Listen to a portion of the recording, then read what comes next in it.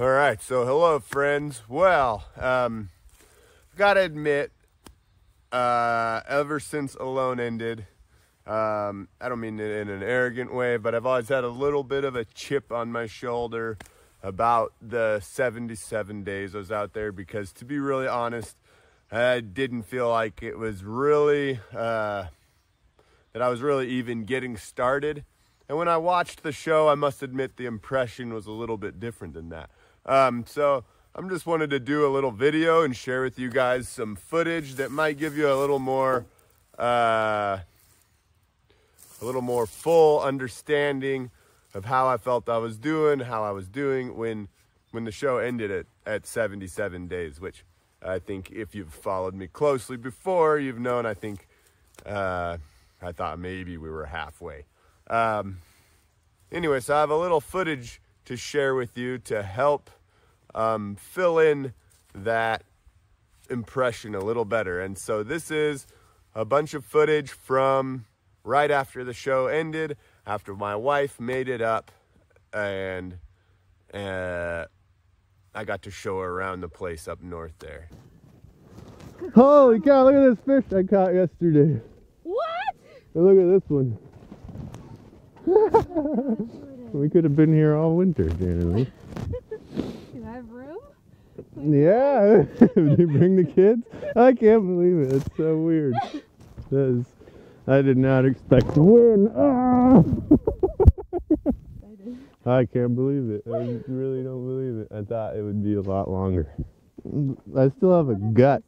So like I said, I still did have a bit of a gut. I thought for sure being up there, I was gonna, come out skinny as I've ever been. But quite honestly, I left at almost what I weigh today. So pretty much my normal weight. Actually, exactly what I weighed today. I weighed yesterday, so 168. I guess that's what I weigh. And that's what I was when I left the show. I have been much lighter in Siberia, coming out of Siberia after some of those hard times. But anyway, gives a little bit of an idea of where I was at in relative to where I've been before and other times. Basically where I am right now. I had lost some of the weight, or all the weight that I put on prior to the show, which was about 25 pounds.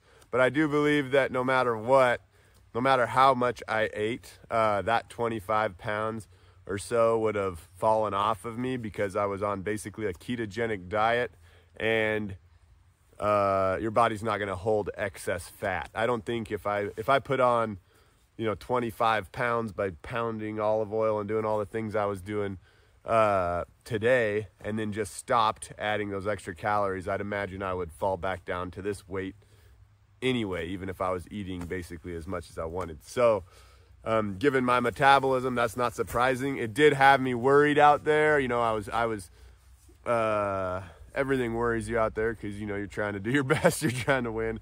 So I was a little worried, like, man, I'm losing weight, but I'm eating. Only later, of course, did it kind of dawn on me, well, that of course I'm on a ketogenic diet. Your body's running at maximum efficiency. You're not going to carry extra fat. But once you get to where my body was comfortable, 168 pounds, I just leveled out, and I was basically that weight. Probably would have continued to be that weight long into the future. I was pretty comfortable. I was never cold. What? You're sleeping on a moon? Yeah, it wasn't too bad. I hope we didn't get into an I'm gonna have to go home and exercise. No, I didn't even cut myself. Gutted a whole moose and everything. Oh, good job. Yeah.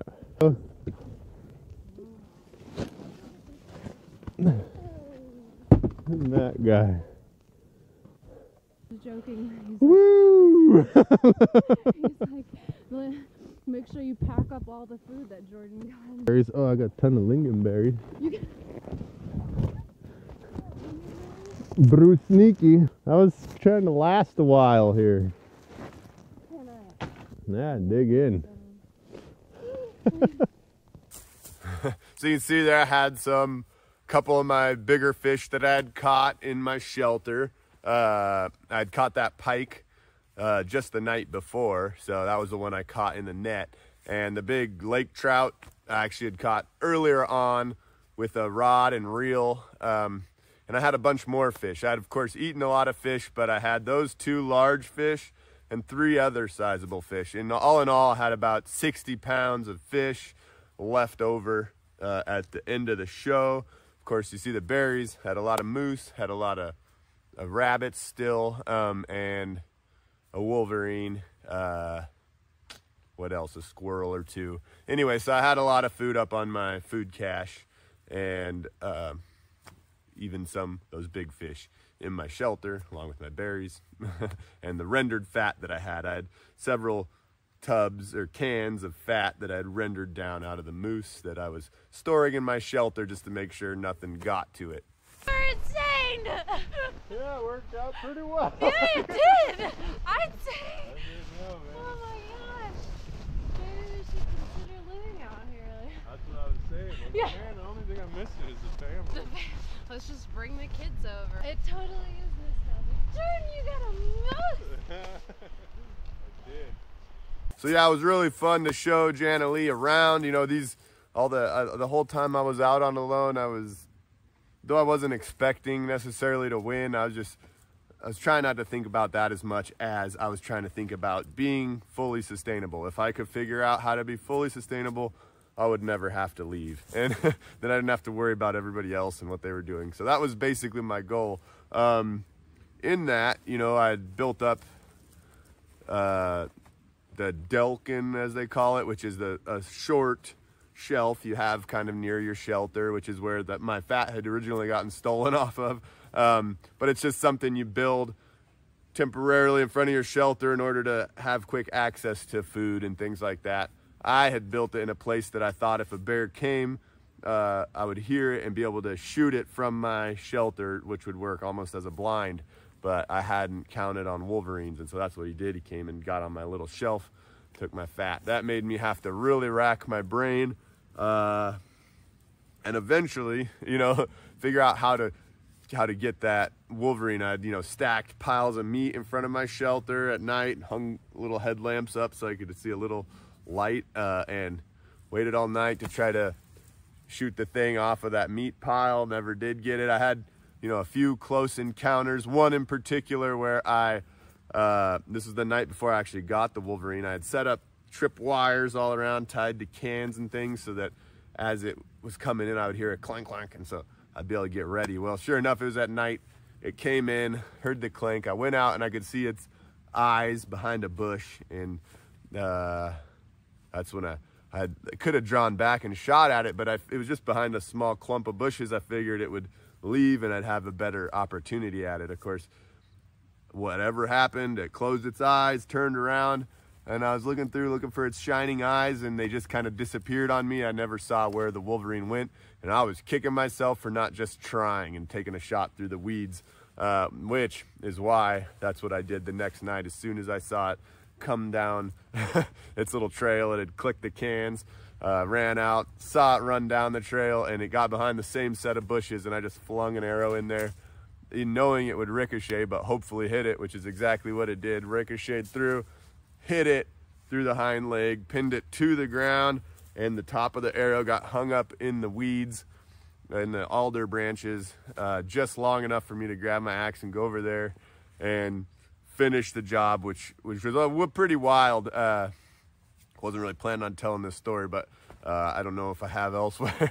Probably have, but yeah, it was intense. When I came up, it turned and jumped at me, but that arrow held in the dirt and the weeds, and I swung, and because it was moving and jumping, I kind of missed and hit it in the gut and disemboweled it, and it started spinning around on the arrow and in the bushes, and then, you know, before I could think again, I was just already swinging. It was kind of over before it started. I've often said the moose was contrasted quite a bit with that wolverine hunt, because the moose was, you know, I thought through everything. I had time to think when it was coming up. It was intense.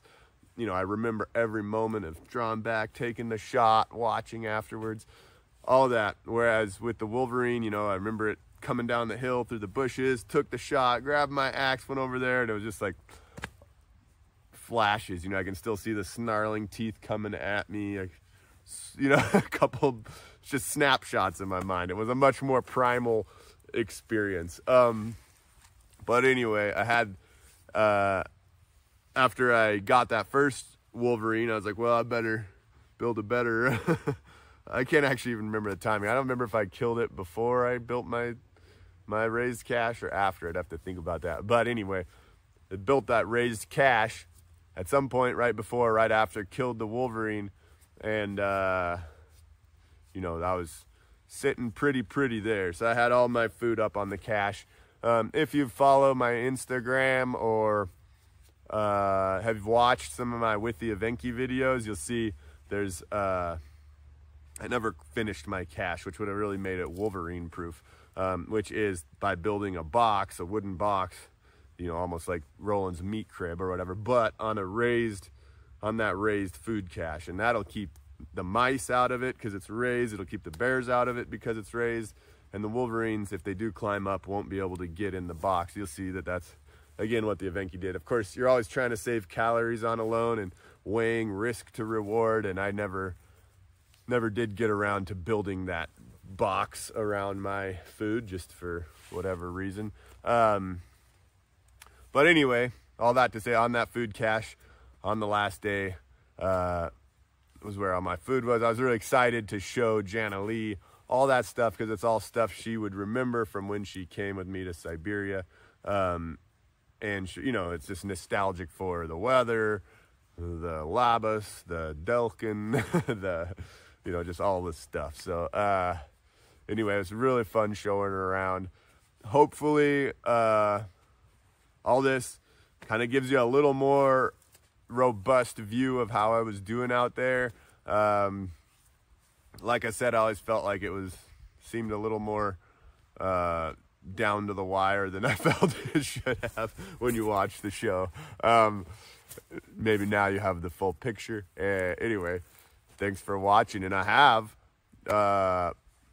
more footage that I'll be sharing, so I'll get this video out and maybe work on some more to get out for you guys, give you just a fuller context of my experience out there and some of my favorite moments.